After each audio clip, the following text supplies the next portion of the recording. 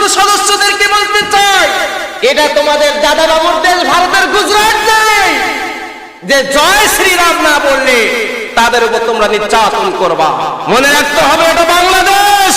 তোমরা আমার ভাই সাইফুল ইসলাম আলিফকে তোমরা কুপিয়ে কুপিয়ে হত্যা করেছো, তোমরা জঙ্গি। কথা বলে ঠিক কিনা?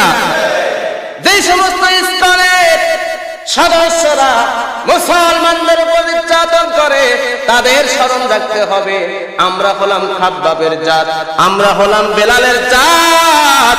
ইসলামের জন্য ত্যাগ স্বীকার করেছি। আজও যদি ইসলামের উপর কেউ বাধা দেয়, ইসলামকে অপমান করতে চায়, মুসলমানদের উপর নির্যাতন করতে চায়, বিনিময়ে প্রয়োজনে ইসলাম রক্ষার জন্য, কোরআনের মান রক্ষা করার জন্য শরীরের যতটুকু রক্ত আছে রক্ত